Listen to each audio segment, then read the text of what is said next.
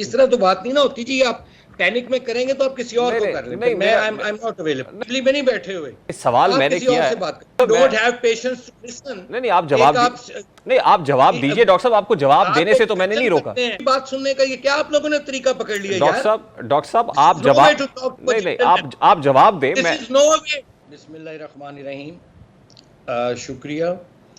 देखिए, तनकीद करना बड़ा आसान काम है और हम लोग बैकग्राउंड में माजी में गए बगैर, फैक्ट्स का जायज़ा लिए बगैर तनकीद के आदी हो गए हैं, विच इज़ वेरी अनफॉर्चुनेट। सवाल यहाँ ये उठता है क्या मुझे बताइए, जिस मुल्क की अशराफिया जो है, एलीट जो है, जो 2% ऑफ द पॉपुलेशन है, शायद इससे भी कम हो, और ये और 98% मिडिल क्लास और गरीब है, क्या आपके अशराफिया ने पिछले 75 सालों में जब से ये मुल्क बना है कभी उन्होंने ईमानदारी के साथ टैक्स दिया है? कभी उन्होंने अपनी ये कौमी जिम्मेदारी है टैक्स देना, ये कभी अदा किया है?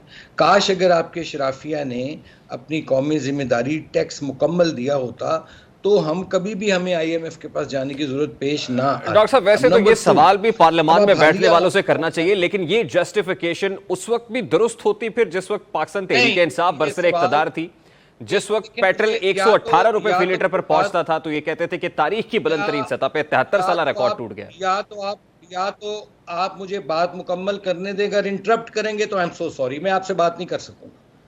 मुझे आप मुकम्मल करने देंगे तो मैं बात करूंगा, अदरवाइज मैं नहीं करूंगा। डॉक्टर साहब, सवाल मेरा बड़ा सादा सा है। ये तो पब्लिक पल्स है। नहीं, सवाल आप जवाब नहीं सुनना चाह रहे हैं ना। आप जवाब या तो सुने। आप जवाब मेरा सुन नहीं रहे, आप मुझे बीच में इंटरप्ट कर रहे हैं। You don't let me complete my answer.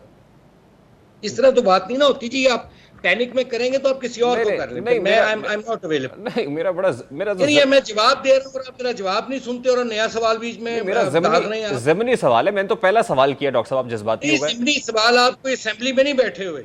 You are not sitting in an assembly of parliament के आप ज़मीनी सवाल करेंगे। नहीं, सवाल मैंने करना है, लेकिन मैंने सवाल क्या करना है ये तो आप नहीं बताएंगे ना। नहीं, सवाल मैंने किया है।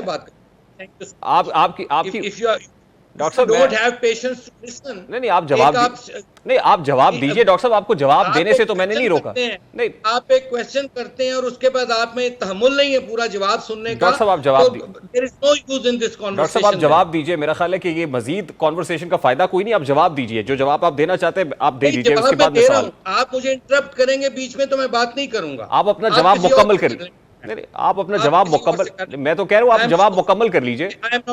देखिए, आप जवाब नहीं देना चाहते।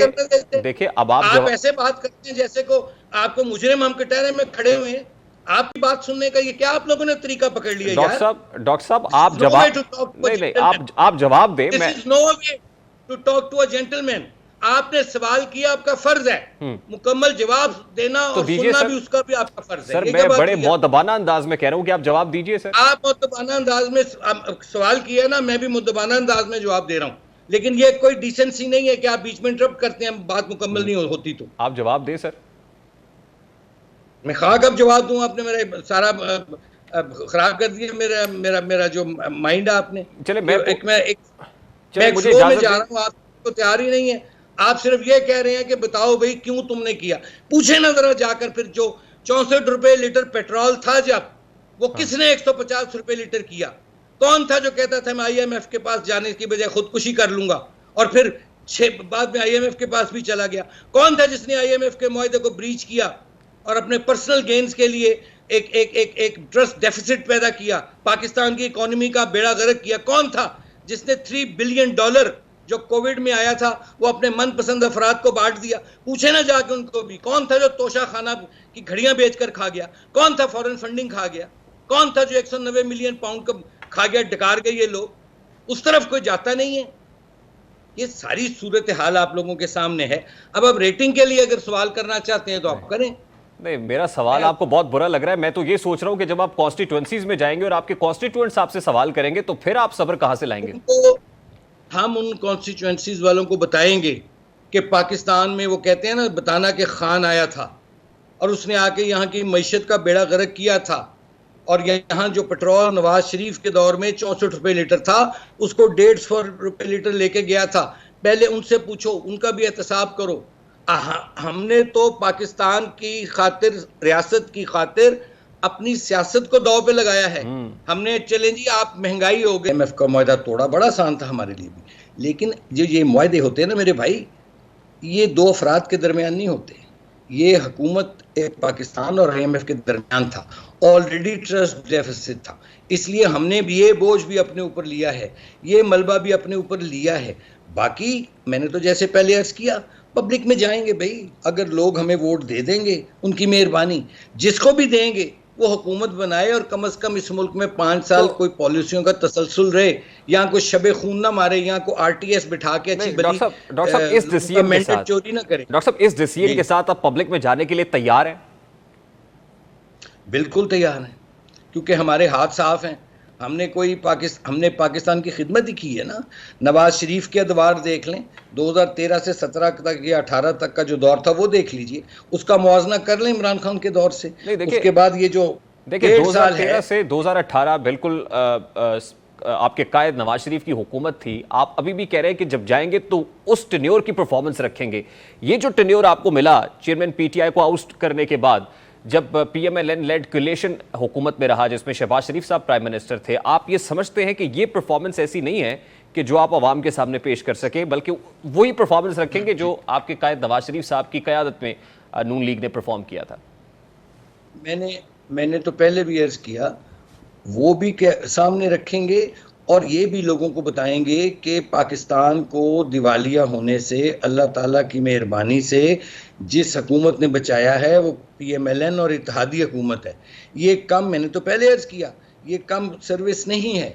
हमने अपनी सियासत को कुर्बान किया और रियासत को हमने बचाया। हम तो पहले दिन से कह रहे हैं, लेकिन हम लोगों के सामने अपना मुकदमा रखेंगे तो लोगों पे छोड़ेंगे। लोग, पीपल आर द बेस्ट जज। मैं तो कहता हूँ जो अवाम का फैसला होगा वो हमें कबूल होगा बस, लेकिन उसके लिए फेयर एंड फ्री इलेक्शन होने चाहिए। किसी किस्म का RTS नहीं अब बैठना चाहिए, कोई फेवरेटिज्म नहीं होना चाहिए और एक लेवल प्लेइंग फील्ड मिलना चाहिए। डॉक्टर साहब प्रैक्टिकली अक्टूबर नवंबर में इंतखाबात होते हुए देख रहा है? देखिए, इसमें मैंने पहले भी अर्ज किया है एक दो जगह कि अभी तक ये फैसला नहीं हुआ, मैं समझता हूँ हतमी, कि आया पुरानी मरदमशुमारी पे होंगे या नई मरदमशुमारी पे होंगे। अगर तो नई मरदमशुमारी के तहत इलेक्शन होते हैं फिर तो नवंबर तक इलेक्शन करवाने के लिए इलेक्शन कमीशन को दिन रात 24/7 काम करना पड़ेगा। अगर पुरानी मरदमशुमारी के तहत कराने हैं तो I don't see any hurdle. हाँ, एक खदशा मुझे है, चूँकि ये फ्लड सीज़न है और पिछले साल काफ़ी सैलाब की तबाहकारियाँ हुई थी। अगर अल्लाह करे कि इस दफ़ा सैलाब की तबाहकारियाँ ना हों और अगर वो नहीं होती, कोई सैलाब आते या कोई ऐसे कोई मसाइल खड़े होते, तो मैं तो नवंबर में इलेक्शन देख रहा हूँ। लेकिन अगर कोई नई मरदमशुमारी का सिलसिला चल जाता है, कुछ पार्टियों को इस पर तहफ़्फ़ुज़ात हैं, तो फिर आपको ज़ाहिर है एक खदशात हो सकते हैं इलेक्शन आगे जाने के। लेकिन डॉक्टर साहब इतनी गैर यकीनियत है, बहुत ज़्यादा है अभी तक, इसी वजह से केयर टेकर प्राइम मिनिस्टर का कोई नाम भी सामने नहीं आ रहा या कंसल्टेशन कंक्लूसिव नहीं हो पा रही, यही वजह है? नहीं, कि ये आपकी आवाज़ डिस्टॉर्ट करती है। चल, केयर टेकर की जहाँ तक बात है, देखिए जी उसमें भी मेरा ख्याल है कि एक तो हमारे मुल्क में प्रॉब्लम ये है मेरे भाई कि यहाँ हर चीज़ की हाइप क्रिएट की जाती है। एक नॉर्मल मसला है, एक कंसल्टेशन होनी है between the prime minister and the leader of the opposition. अगर कोई उनकी नहीं, वो किसी इत्तफाक पर पहुँचते नतीजे पर, तो कमेटी में चला जाएगा, कमेटी में नहीं जाएगा तो चलें, वो ऐलान कर देगा चीफ इलेक्शन कमिश्नर, जैसे माजी में भी एक दफ़ा हुआ होगा गालबन। लेकिन इसको आई डोंट नो व्हाई इसको इतना एक हवा में उछाल दिया जाता है।